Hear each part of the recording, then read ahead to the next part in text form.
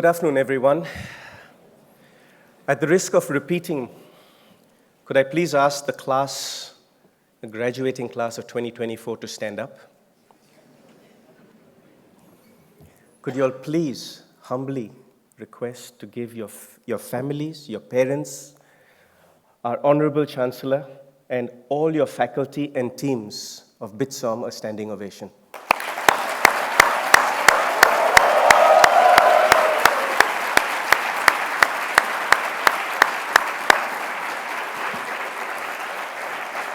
Thank you. Can I please ask the parents to stand up? You all weren't going to get off easy with me. Can you all please give your children, the class of 2024, our Chancellor and the faculty a standing ovation?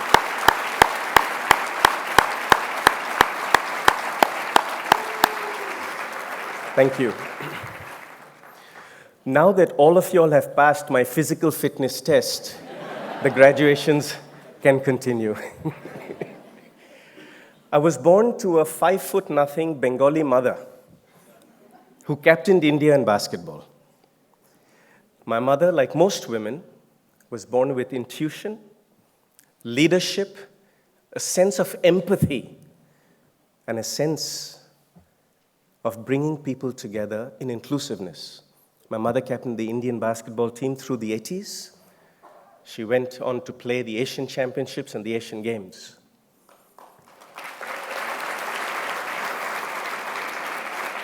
On the other side, my father, who's from Goa with Portuguese descent, was 6'3".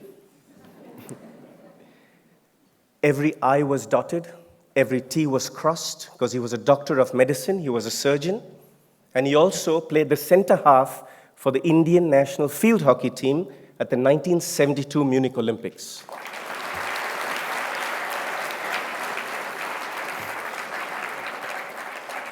As I'm sure a few of you are old enough to remember the Munich Olympics, Palestinian terrorists took Israeli athletes hostage inside the Olympic Village. The games were shut down for 4 days. The German army had come into the Olympic Village. No civilians were allowed inside the village, and no athletes were allowed out. As Steven Spielberg depicted a wonderful movie called Munich, played by Eric Bana, it portrayed those 4 days that the games were shut down. My parents, being in the Indian contingent building, there is, at every Olympic village, 10,000 athletes are housed down one lane, which is called Champions Way, and the Olympic Village residents are on either side of Champions Way. The athletes are housed in alphabetical order by country, from A to Z, and because India, being I, was bang opposite the Israel building. The German army had come in and taken out and removed all the newspapers, removed all the television sets. They even boarded the windows and front doors of the Indian contingent building.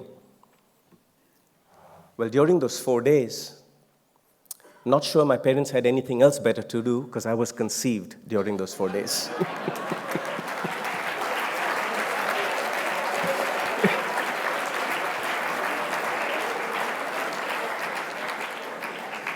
I was born in the summer of 1973, exactly 9 months later, in Kolkata. And being born into this legacy is the story that I want to talk to you about today. Being born into legacy, just as all of you all are educated by legacy. I'm going to talk about your wonderful dean. I'm going to talk about your faculty. But I would like to start with one of my dearest friends, one of my North Stars who I look up to, who I tremendously respect because of the legacy that not only he was born into, but the legacy he enhanced. And that is my wonderful friend, Kumar, your Chancellor, Honorable Chancellor, Mr. Kumar Mangalabella. We come from the same town in Kolkata, completely different backgrounds, educated completely differently, and I tell you, boy, it feels good wearing this robe and this hat. Because I never, ever graduated in a convocation. Never. But I was born in Kolkata. I studied at La Martiniere. I went on to study there till class 5. And from there, my parents knew my talent was not in academics. My parents knew that because of the genetics I was born in, my talent was in my physical prowess. Being born to a Bengali and a Portuguese father, football was my passion. All my class teachers, my dean, my principal, weren't very pleased because I used to juggle my football at the feet, going through classroom to classroom. While they would be giving lessons on the whiteboard back then, the football would be at my feet. I would get punished every single day. But when my father asked me, what do you want to become? I said, I was born into legacy. I want to play for the Tiranga. I want to play for all my people in India. So my father said that football is not a sport in the mid-80s where India is very good at. So you have to leave India and go and play in a foreign land. In 1983, to be exact, the great Pele came to Calcutta with a New York team called Cosmos, and he came with a wonderful Dutch captain called Marco van Basten. And when they came to Kolkata, yours truly was a ball boy on the sidelines. The first ball that came, I caught it and I threw it back. The next ball that came, I caught it and I threw it back. The third one that came, I was getting a bit bored, so I collected it on my chest, juggled it for about 30 seconds, and when Pele came next to me, I headed it back to him. And because I speak Konkani, he looked at me in Portuguese, he said, I see you after the game. I thought I was going to be punished again. But after the game, Pele and Marco van Basten came up to me. I was all of about 10 years old, and for 15 minutes, we played what the Brazilians call tiki-taka. And tiki-taka is about juggling and passing the ball back to each other. In that, I got selected for the PSV Eindhoven junior football program in Holland.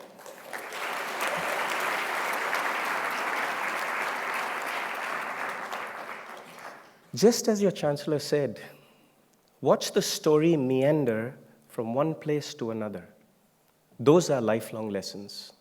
Just as your dean said, not necessarily will you join one company and retire in the same company. Watch how the story meanders. I went over to Holland, spent 6 weeks there, and the Manchester United scouts came by, selected other players, but not yours truly. The Manchester City scouts came by, selected a couple athletes, not yours truly. The Barcelona scouts came by, and there were only 7 of us in that new batch of 1983 that were left. And they put us through some rigorous tests. And after 3 days of testing, I was selected as an 11-year-old for the Barcelona football junior program. I moved to Nou Camp in Barcelona. I trained there for 7 months. And as an 11-year-old, I was asked to play striker for the Under-17 European Champion Cup team. The one catch that they had was that I had to give up my Indian passport. Why? Because the millions of dollars they were going to spend in my talent, in nurturing me, physical fitness, mental fitness, technique, emotional fitness, they did not want to invest that money in me and then me go play for another country or another team. So as much as I understood their methodology, it was not my legacy. I used to iron my mother's jersey as a 7, 8, 9, 10-year-old. Her jersey number was number 5 for India. It was light blue on the chest, dark blue on the sleeves, and a dark blue collar with her name, Paes, on the back. My father's jersey number was number 10. Dark blue on the chest, light blue on the sleeves, light blue on the collar. It was buttoned up with his name on the back, Paes. I spoke to the scouts at Barcelona and I said, I understand your methodology because you're investing millions of dollars into my training. You don't want me to play for the opposition. But my legacy is to play for 1.4 billion people. I have to go back home and speak to my parents.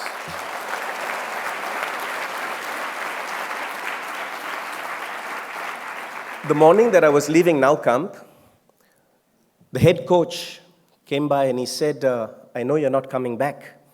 I said, how do you know that, sir? He said, no kid leaves his room spotlessly clean. when he knows he's coming back. I had packed everything up, and like a good Indian kid, I said, I have to ask my mommy and daddy what to do, I'll be back. I came back to Calcutta, and in Park Street, Queen's Mansion, where I grew up, the first night I landed back, I was having dinner with my dad, and I always sat on the left-hand side of my dad, because my mother was always his right hand. And when Dad looked at me, he goes, "You're a silly boy, you've given up your passion, your dream, everything that you were built for. You gave up your football dream at the best football club in the world. Now what are you going to do?" Wasn't quite sure. I was 11 years old. And in the dining room of our house, there was a door that led to the living room. And on the wall of the living room on the other side was my Uncle Basil's picture with a Fred Perry sweater and 3 tennis rackets in his hand. So I said, "Tennis." My father laughed at me for 6 minutes. That 6-minute laughter still resonates with me today, and please take this to heart, the class of 2024. There will be a lot of people who rebuff you, who laugh at you. Not necessarily will everyone believe in your dream, and sometimes it might be your closest people. That laughter of my father drives me today because I said, "Why are you laughing? Find me the best tennis academy and give me 52 weeks, and I will let you know if I can do this tennis gig or not." He found me the Britannia Amritraj Tennis Academy in Chennai. Back then it was known as Madras. And I moved there on the 12th of May, 1986. I did not know how to play tennis. There were 8 other kids there, all under the age of 18. I was the youngest, and every one of them were the Asian champions in their age group. For the first 52 weeks, I lost every single match. Love 6, love 6. I did not even win a game. But after the 3rd month, I realized that I need to make a change. I realized that my destiny and my legacy lay in my own hands.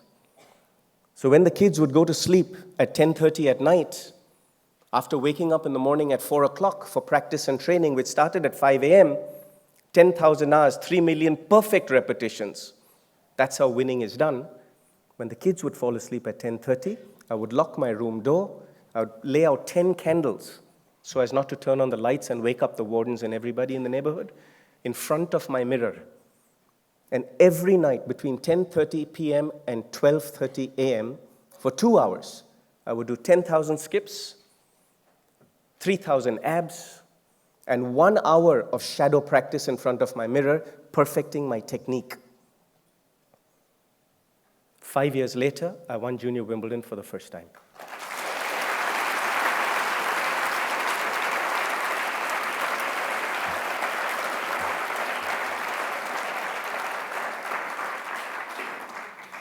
When I came back from Junior Wimbledon, the boys were laughing. They said, "You know what? When we were doing visualization class in our yoga meditation classes, the coaches would take us through visualization. They would say, close your eyes, tense your muscles, release your muscles. Visualize that you're at Wimbledon, center court, the green grass, the purple flowers. Visualize you're hitting a second serve down 4-5 in the 5th set of the finals of Wimbledon." And then they went on to visualize many other things. But the reason the boys were laughing was yours truly doesn't remember. I fell asleep because it was 4:30 in the morning. I'd done my 2 hours of practice at night already, while everyone else was asleep. Sometimes working while the world is asleep allows you to get better. Sometimes working while the world is resting or partying. I'm sure all of you all had a good night last night, and I'm sure all of you all are going to have a great night tonight. Please enjoy it. But remember, the power of your legacy and your own destiny now lies with all of you starting today. Take this amazing legacy that you're born in, amazing legacy that your chancellor and his family have created for all of you. Your faculty who are a traveling faculty, who come back to invest their time in you. When I realized that I could not do the education bit, I realized, just as our Honorable Chancellor said, be a student of life. My education, very uniquely today, lay at a gentleman who's one of the icons of sport and sports business. His name is Michael Jordan. He became one of my best friends because uniquely today, your dean spent 17 years as faculty at the Tar Heels, University of North Carolina. Michael Jordan was managed by Gordon Dell and Mark McCormick. And that day that I won Junior Wimbledon in 1990, a tall 6'6" gentleman with blonde hair, blue eyes, blonde eyebrows, and, quite fascinatingly, blonde eyelashes, knocked at the locker room where I was showering at the time, yes, with my Wimbledon trophy inside the shower so no one could steal it. He knocked at my shower, gave me the password of the team, and said, "Leander, I'm Mark McCormick. I'd like to have a word with you. I've got 3 minutes to impress you because you've got the press, you've got 18 college scouts from America and around the world waiting for you, along with your sponsors at the All England Club waiting to address the new Wimbledon champion. Can you please open the door and finish your shower?" And I said, "I'm an Indian boy. I ain't doing that." He said, "I've got 3 minutes, so here I go." And he said, "I can't teach you to win Wimbledon. I can't teach you forehands and backhands because I don't know it. And I can't teach you to be number one in the world. But how about I teach you to make your first $1 million tomorrow morning?" I opened that door.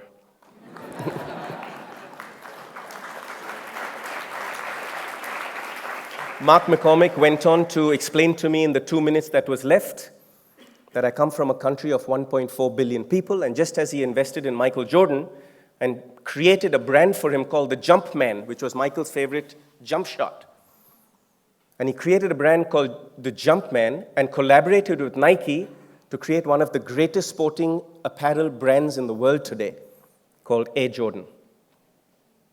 My brand is called the Flying Man. Yes, not because I possess great technique in tennis, not because I'm 6'6", not because I am supremely talented at anything, but sometimes being a student of life, just as our Chancellor said, is how winning is done. The next morning, Mark McCormick took me to the Dorchester Hotel. He had a meeting with Klaus Martin from Adidas. And he walked into that meeting. He said to me, "Be there at 7:30 in the morning," which I was there at 7:15, waited for him. As I walked in, he looked at his watch. He said, "Well played." The day before, he said, "Wear your suit and tie and come to the meeting." And as we sat down with Klaus Martin, Mark said, "What would you like to have for breakfast?" I said, "I'll have an orange juice, I'll have a croissant, and some Darjeeling tea." He proceeded to order that, and then he looked at Klaus and he said, $1 million per year for 10 years with an Adidas staff badge, giving Leander access to every single Adidas sweatshop in the world. I wasn't sure where he was going with that, but I played along. Klaus said, $500,000 per year for 10 years, but no badge. I was thinking to myself, take the deal. Mark got up, walked away. And as he passed me, he just looked at me as if to say, follow him. I got up and I walked away. No orange juice, no croissant, no breakfast. I was starving. He then proceeded to cross the road to the Hyatt across the road, walked into the coffee shop, and Mike Nakajima from Nike was sitting there. We walked in. Mark said, "What would you like for breakfast?" I said, "Orange juice, croissant, and Darjeeling tea." As he ordered that, he looks at Mike and he goes, $1 million, 10 years, and a staff badge to every sweatshop. Adidas has just offered us $500,000. I want that staff badge. Mike said, $1 million per year for 10 years, but no staff badge. I know exactly what you're going to do with him. You're going to create the Jumpman. I've already given 49% of my equity share for Air Jordan to Michael Jordan. I signed Michael Jordan to a 4-year deal for $8 million when he was at the Tar Heels. Today, Michael Jordan makes $8 million every 8 hours. He says, no badge, but I'll give him $1 million. I'm thinking, take the deal. Mark McCormick got up and walked away. Looked at me when he walked away. As I got up, I'm thinking, man, I'm really starving now. He walked back through the revolving doors at the Dorchester, and when we sat down, I grabbed that croissant and wolfed it down. He went back to Klaus Martin and said, we've already got $1 million a year for 10 years from Nike. I want that staff badge. This is the last chance. I'm not coming back. I ended up designing clothes for Adidas for 12 years. I came up with my own line. It was called the LP line, the Flying Man line. I wore that to many Davis Cups. I wore that to many Olympics. And in that, I learned the business of sport, apparel, clothing, athleisure, and shoes. Mark McCormick was true to his word. The next morning after winning Junior Wimbledon, as a 16-year-old, I had become a millionaire.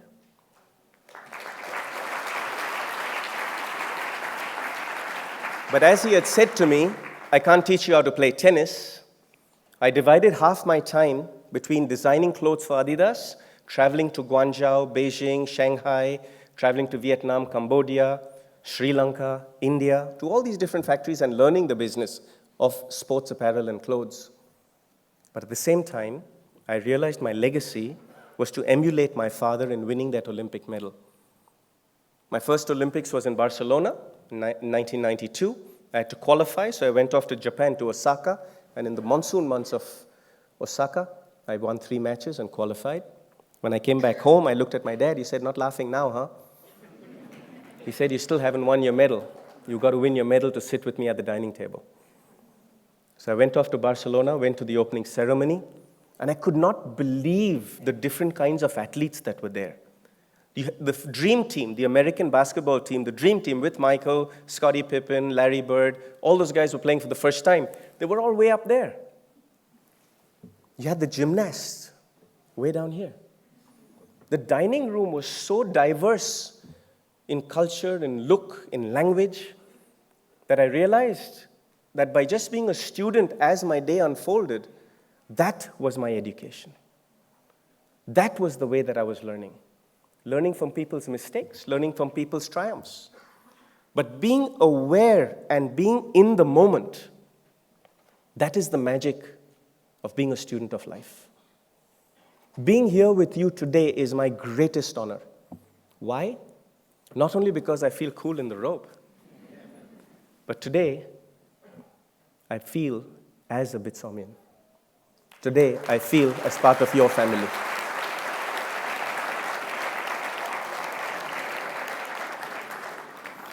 After the Barcelona Olympics, Ramesh Krishnan and myself, we lost in the quarterfinals to Goran Ivanisevic and Goran Pirpic in 4 sets, 7-6 in the 4th. And unfortunately for me, that year, there was 1 gold medal, 1 silver medal, and 2 bronze medals for the losing semifinalists. But we lost in the quarterfinals. I sat on that chair for 2 hours on the tennis court, and Ramesh, being a thorough gentleman, sat with me for an hour. And after an hour, he got fed up with me. He says, "What are you doing here? Come on, let's go home." So I said, "No, I'm really thinking about how am I going to win an Olympic medal? I promised my father I would. You are retiring now. I don't see any other Indian junior coming around. How am I going to do this?" He goes, "Why didn't you tell me 1 hour ago? I've told you there's a thing called singles." It's not doubles or mixed doubles. There's singles also. Prepare for the next 4 years. Study your location you're playing in Atlanta, Georgia. It's a place called Stone Mountain. It's in altitude. You've got 4 years to prepare your lungs and your mind and your strategy to perform at the Olympics. Now let's get out of here. Let's go. For 4 years, I studied same and similar conditions of Atlanta Stone Mountain. There's a lot of history at Atlanta Stone Mountain. It was actually the border of Georgia where white America and African America actually crossed. Back in the Civil War of America, the Stone Mountain battle was where modern America lies. That being said, the altitude was 7,300 feet above sea level. And in that, it was not high enough to really affect your lungs, but it was high enough to fatigue you, high enough that the ball conditions, the way the ball would fly through the air would drastically change. So for 4 years, I played in countries like Ecuador, Colombia. I played up in a place called Nagoya in Japan. I played up in Guayaquil, played up in Belo Horizonte in Brazil. Why? Because I was preparing my lungs and my playing style to play fast serve and volley tennis. And for 4 years that I dedicated my life, from a 19-year-old to a 23-year-old, was solely for performing at Atlanta Olympics in 1996. It was the Centennial Olympics. And when I felt I was so ready 2 months before the Olympics, I asked my mother and my father and my sister and my family to come and join me in Atlanta, because I really felt that destiny was calling. I really felt I was ready for the Olympics. And I'm not going to take any names because you will know the names, but my Olympic captain at the time, wonderful man, we warmed up when we got to Atlanta. We started our practice sessions. I felt really ready. The opening ceremony happened. Muhammad Ali, one of my greatest heroes, one of my North Stars, because he's a champion of life, not just the heavyweight champion of the world. He was very righteous in his beliefs. He lit the Olympic torch in Atlanta, and after the Olympic opening ceremony, the next morning when we got to the draw ceremony, Leander Paes, India, was drawn to play Pete Sampras, US first round. My captain at that time, no names taken, gave me a shabashi on my back, and he said, "Koi gal nahi, agle baar aayenge," which translate to be, "You have no chance." Somehow I felt like destiny and karma were calling. And when he laughed at me and said that, I remembered my father's laughter on the 12th of May, 1986. And I felt that something in good karma was going to happen. But I wasn't sure what. 2 days later, when I warmed up and got out to play Pete Sampras, I came to the Olympic arena to find out that the US Olympic contingent apparel line was not the same contractual apparel line to Pete Sampras, so he pulled out of the Olympics. When Pete Sampras pulled out of the Olympics, I got to play Richie Renneberg, also in the top 50 in the world. He won the first set 6-3. I won the next set 6-3. And at one set all, he pulled out because his lungs were burning. He had not done his homework. The next round, I went on to beat Nicolas Pereira, one of my best friends. Went on to beat Nicolas Enquist. Went on to beat Renzo Furlan in the quarters. And then in the semifinals, Leander Paes, India, plays Andre Agassi, second seed. I knew I couldn't beat Andre in a powerful match. I knew I couldn't beat him on a baseline match. And the reasons I'm telling you this whole story is to show you how life takes its course. And as our Honorable Chancellor said, making the right choice is so important for you. Maybe some of you all will start at a startup that you will start up. And maybe you will end your careers there and eventually sell that startup for billions of dollars. Maybe that's your journey, who knows? But the choices that you have on a day-to-day basis determine who you become. So the morning that I got up to play Andre Agassi, I devised a strategy not to take him on power, because I wouldn't have had a chance, not to take him on a baseline battle, but to take him on in my style of playing, which is serve and volley tennis. So I would hit a drop shot, he would run forward to get it, and then I'd hit a lob, he'd run back to get it. When he'd get that, I'd hit another drop shot. Sometimes success is about taking your opponent out of their comfort zone and putting them into your comfort zone. Play on your strengths, not on your weaknesses.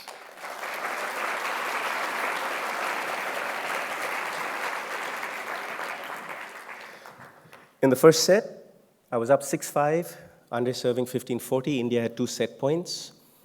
And on a later date, I'll tell you exactly the details of what happened. But Andre hit a passing shot, double-fisted, at my right jaw. And it's one of the hardest shots to hit because the racket is 27 inches. So to get to your right jaw, you have to put your hand in the most awkward position where your wrist is weak. And he broke the tendons between my wrist and my elbow. They were 70% partially torn. And at that stage, I still had 1 set point, but Andre was too good. With an injured arm and an injured wing like this, I lost to him in the semifinals. And as I had mentioned 5 minutes ago, unfortunately for me, Atlanta was the first Olympics where there was a playoff for the bronze medal match. There was only 1 gold, 1 silver, and 1 bronze. So I had to come back 2 days later to play a Brazilian boy, Fernando Melangeni, Portuguese boy, one of my good friends. He was a southpaw, left-handed. But that night, after I beat Andre, they had put my arm into a hard cast, and the doctors told me that I could not play. They said, your injured where 70% of your wrist tendon to your elbow is severed. You're going to jeopardize the rest of your career. You're 23 years old. You've got many Olympics coming ahead of you. You've got many Grand Slams coming ahead of you. I had not won one Grand Slam in the seniors until then. But then on the morning of the bronze medal match, I went back to the hospital. They cut the hard cast off. They wrapped it up and strapped it up really heavy that I could not even move my wrist. And when I got to the stadium, Dougie Spreen, the doctor, turned to me and he says, I'm going to say the same I said 2 days ago. You're going to jeopardize your career. Do not play today. I said, thank you for your advice. I asked the other physio. He said, as Dougie said, you should not play today. I went to my father again. I said, Dad, what do you think? My father said, it doesn't matter what I think because I think you're crazy enough to play. It doesn't matter whether you win or lose because you will always be my son. Get out there, spend the first 15 minutes of the match feeling the environment, feeling your wrist, feeling how your opponent is playing. Getting out of your own head and looking at what the practical day is bringing you. Is your opponent playing perfect tennis? Is your opponent also nervous? Is your opponent also mentally not sure how to play someone who's injured? Stay in the moment. Make the best decisions as you're playing that match. But most importantly, you're my son, win or lose. I love you, win or lose. And now go prove to 1.4 billion people that we can be Olympic champions too. So I went out on that court. I lost the first set really badly. I was down 1-2 in the second set.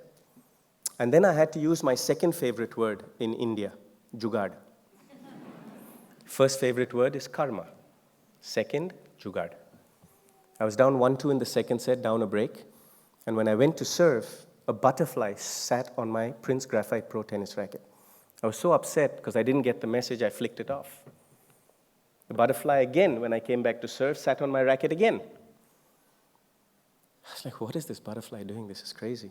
Go back today on YouTube and watch it if you get a chance. These are all true. I flicked it off again. But the third time that butterfly came back to me, I realized that today was not about physical prowess. It was not about talent. It was not about ability. It was about between your two temples, the mental aspect of life. So I picked up the butterfly on my index finger, walked up to the net, and in Portuguese, I started interacting with Fernando Melangeni, and a mariposa in Spanish is titli, butterfly. I started speaking to him saying, look at this mariposa, she's distracting me while I'm playing. We've got 100,000 people in the stadium. All the Brazilian dancers are dancing. All the Indian dhol players are playing the dhol. Back home, everyone's put pressure for me to win, and this butterfly is distracting me. But actually, I was getting him out of the zone. I was playing mental tricks with him. I was trying to distract him. I could not take him on physical prowess. I was injured. I could not take him on technique. He was left-handed. But the mental side of the game, in the amount of pain that I could absorb and the amount of mental aptitude that we Indians have, is our strength.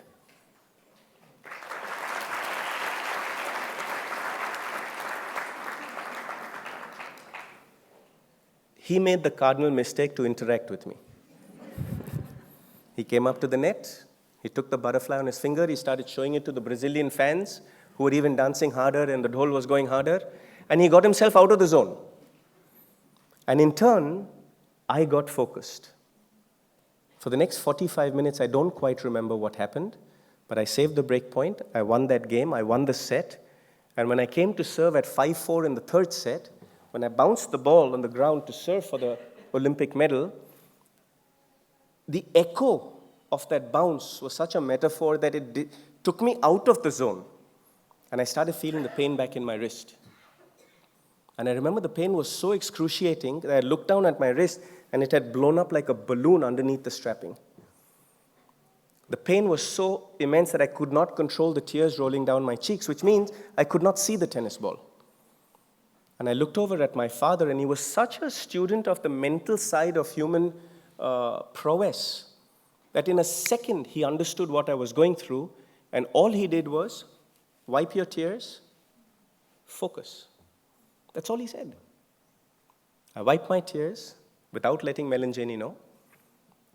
I got up to the line, I hit 5 first serves, 5 first volleys, and when the ball flew over my head at match point and went long, I became your first individual Olympic champion for the country.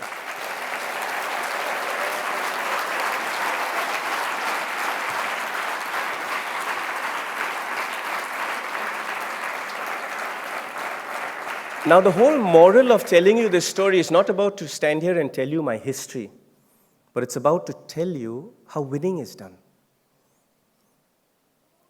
I haven't had the pleasure to meet each and every one of you individually yet, but I guarantee you one thing, that regardless of the level of talent, regardless of the level of ability, the amount of hard work you can put in, the amount of concentration you can put in, the amount of passion and focus you can put in achieving your goals will determine who you are.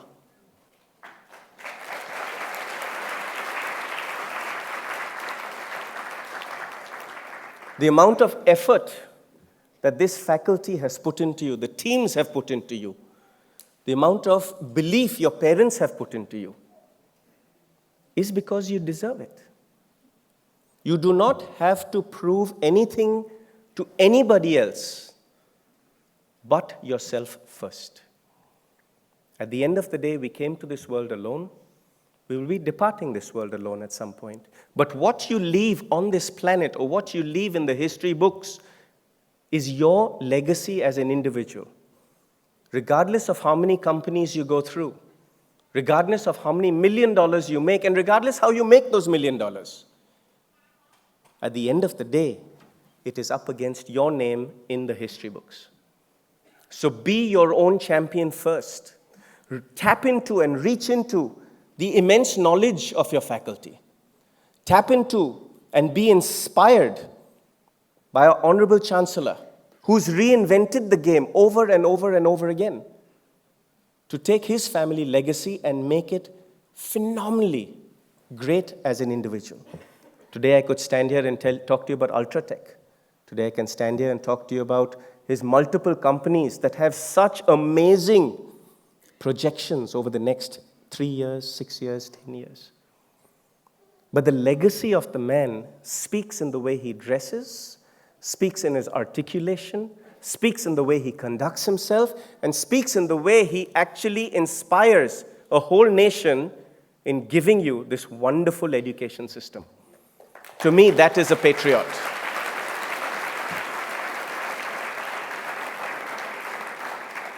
Surround yourself with people whose actions are larger than their words.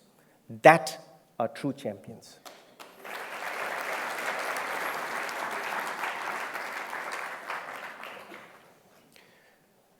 Today, when I look at the video of Atlanta, when that last ball went out and I put my hands up, everyone thought I was in jubilation. But actually, I was in so much of pain because of those late nights, 10,000 hours of skipping, 3,000 abs, 1 hour of shadow practice, 6 nights a week, since the age of 12, all the way till 48. Even today, though I don't play tennis no more, I'm a student of life. I've gone into business. And yes, just like Bjorn Borg and John McEnroe, Pete Sampras, Andre Agassi were my heroes that I looked up to. Now in the business of sport and sports education, Mr. Birla, Charlie Munger. Look at these greats who have actually shaped society through their business acumen.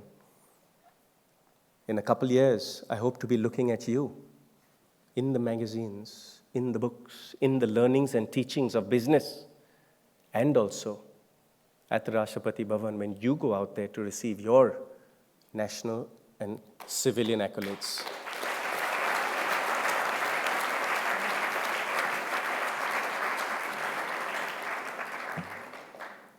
Yes, because one of the things that we both share is the Padma Bhushan. Yes, I'm going to be inducted on the 20th of July into the Hall of Fame. But I tell you, I'll be so excited when I hear that a BITSoM student is also at the Rashtrapati Bhavan.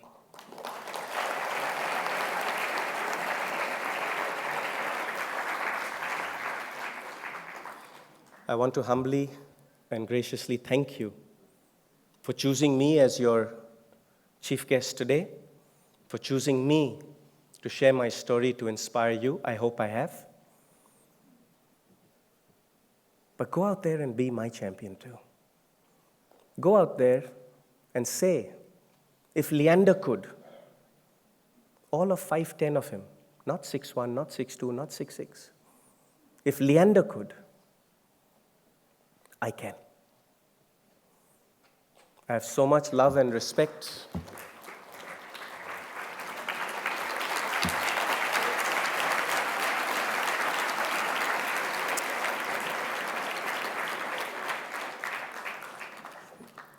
I have so much love and respect for the youth of our country, not just because it's a large population, not just because it's my target audience. I would like to spend the next 15 years educating, through sports education, 250 million children through the 2 generations of sports education knowledge that my father and myself possess.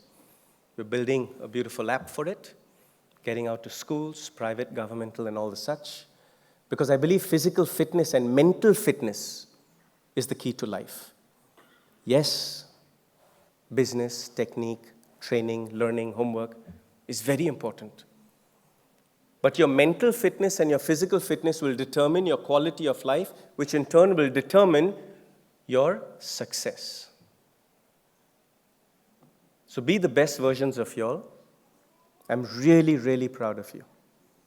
A big congratulations to the faculty, to the teams, to the parents, and to every single one of you of the class of 2024 of BITSoM.